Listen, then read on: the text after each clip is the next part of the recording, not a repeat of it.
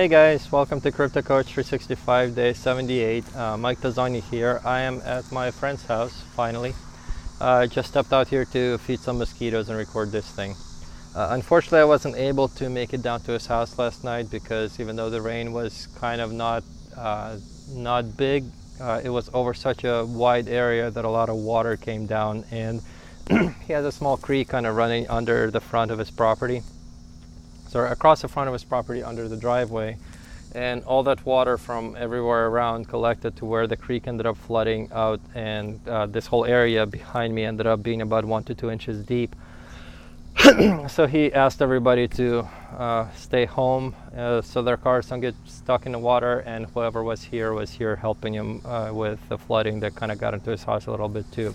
Luckily, no damage. The first floor of his house is all just garage and tiled area, so it's all fine. But ended up missing my party and his party, but it's still okay. Instead, ended up kind of relaxing a bit at home, catching up on some personal things, like I needed to 3D print some stuff, and finally catching up on some accounting work too, because I've only had really 3 days at home before I had to head out, because I came back from France, took care of the stuff, and then have to head back out again for a week. But it's all good. So yeah, today I just came up here, caught up a little bit more on some final things with real estate that we needed to take care of before heading out, mostly just paperwork to sign, corporate stuff to sign, and looking forward to heading out tonight down to Florida. Unfortunately, the plane is going to be an evening flight. We get there around midnight to Orlando, but since this airport that I'm working out in is kind of middle of nowhere, we have to rent a car and drive for another 2 hours, so we probably won't be at our actual hotel room until 3.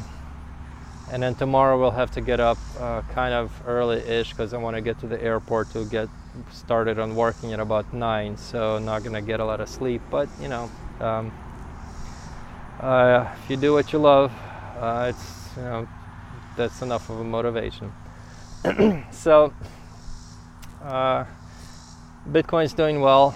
As you probably keep track of the prices right now, it's it gone up about 10% a couple of days ago. It seems to be kind of wobbling, but then stabilized at the prices right now, which is pretty good. To me, we're kind of in a boring zone. This is where as opposed to a lot of excitement about Bitcoin going up, and then down, and then up, and everybody's like, oh my God, what's going to happen next? Right now, Bitcoin is one of those where it's just kind of stable. Ironically, a lot of people say that they don't want to invest in Bitcoin until it stabilizes, but from an investor point of view, usually when something like a stock or an investment becomes stable instead of volatile, what that actually implies is that it has no more room to grow at this point. Stability means lack of growth, effectively, in both economics and investment. So it's like saying that I don't want to invest in Bitcoin until it's stable. It's kind of like saying I don't want to invest in Google or Facebook or Microsoft until they become very large cap blue chip stocks that pay out like maybe 6% a year or whatever in dividends, because they have no more room to grow. So any money they earn has to be given out in cash. That's what a dividend is. It's when a corporation earns too much cash and they don't know what to do with it, they just give it back to the investors. Personally, I would prefer to invest in companies like Google or Facebook or Microsoft, where I would invest in them when they're worth only a couple of dollars at the beginning, and yes, it would be a lot of volatility going up and down, but you're actually riding the wave up on to the top of where the actual company value is. And that's kind of how I invested in Bitcoin as well, and how I suggest other people to invest in it too, because right now Bitcoin is still in its very, very early stages, because even though like you might look around and like everybody heard about this Bitcoin thing, nobody has it. The whole point of Bitcoin is for everybody to eventually use it as money, and that's where it's going to, but because nobody has it right now, its value is still very, very, very little compared to where it is going to be. So yeah, it's going to be very volatile as it goes up there, but like I said, you do want that volatility because you want something that has a lot of growth in it still. Excuse me. Now, that's not to say that you want volatility for volatility's sake. There are a lot of investments like penny stocks, altcoins. They're very volatile, but they don't have a growth prospect. There's no reason for them to actually go up. It's just bots and day traders trading them up and down all the time. You want volatility in something that you understand. Remember, one of the key points of investing is only invest in something that you understand. So you want to invest in something that is volatile, that you understand why it's going to go up. So when Google came out, it was the most efficient and best search algorithm compared to all the other ones. So it would it definitely had a possibility of going up. Also, Google was not focusing on just providing search, but they were focused on how to monetize information, which is what they did, why it's one of the richest companies in the world. Facebook was targeting a specific audience and in a way that was a lot more practical and more convenient than what MySpace did, and that's why Facebook won and MySpace did not. Well, one of the many reasons, I'm sure.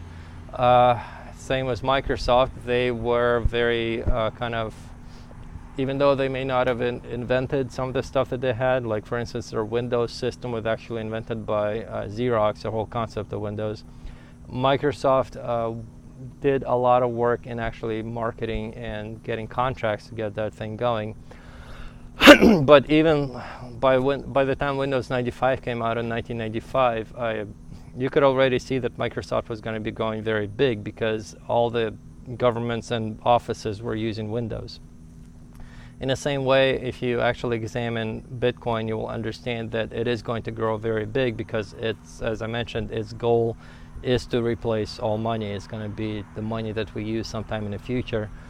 And anybody who actually buys into it or invests into the whole system early enough will be growing, will have their investments grow along with the growth of Bitcoin as it takes over more and more and more. So yeah, volatility, people don't like it because they don't like risk. It looks scary. There are times wherein you will lose half your money because like Bitcoin goes up to 19,000 and it drops to 6,000. It's gone up to 30, drop to 2. It's gone up to 250, drop to 70. It's gone up to 1,200. It dropped to 200. I'm pretty sure everyone out there, knowing what they know now, would have been very happy to invest it at $30 at the $250 peak and at the $1,200 peak because we know that it's gone up.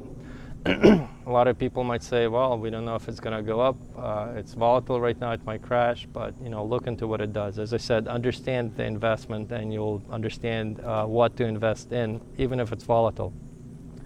Other unfortunate reason is because there's a lot of people who are not investors, who are not economists, or who have alternative agendas, who try to spread the idea that volatility is bad. So, like if you look around at what regulatory agencies and I guess the investment agencies, the monetary agencies, what they do is they say, well, volatility is terrible, we need to make things nice and stable because we want to make it safe and secure and protect the people and all that kind of stuff. So the idea that something is volatile is bad, and what they do to make it nice and stable and safe and secure to protect you is supposed to be good. But unfortunately, what that does is the people who refuse to be protected are the ones who look for volatility, who understand it, take it, accept it for what it is. And they're the people who end up being the millionaires and billionaires, whereas everybody else is literally protected from achieving wealth and success because for whatever reason the people in charge believe that it's better to protect people and then take care of them with the money that the people who actually took the risk earned, as opposed to letting people learn on their own and build their own financial wealth and independence. But that whole big agenda and reporting by reporters who are also not investors or economists or anything like that ended up spreading the idea that volatility is something to be avoided, stability is something to be strived for, even though, as I said, stability is literally lack of growth and stagnation. So anyway, yeah, if anybody says they want volatility, stability, feel free to explain to them. Stability is just no more growth and no more just stagnation at that point. And when you want to invest in something, especially something as revolutionary as Bitcoin, you definitely want to invest before it becomes stable. Really, in anything you want to invest before it becomes stable, because before it's stable, that's when it's still growing. When it's stable, you're just getting leftovers. So anyway, flight's leaving out tonight. We're almost ready and almost finished packing, going to head out to the airport. Going to use my nice priority pass to have dinner at a lounge. The local airport, actually, all the lounges are international airline lounges. So we have a choice of a French lounge, a British lounge, a Turkish lounge, and KLM, I forgot who they are, Netherlands, I think, lounge, Dutch lounge. So each one serves its own different style food, so it should be fun to check out. But anyway, we'll report back tomorrow. Tomorrow is going to be our first work day on the plane, so I'll try to take some pictures and videos and post that up too. And until then, I'll see you guys later. Bye.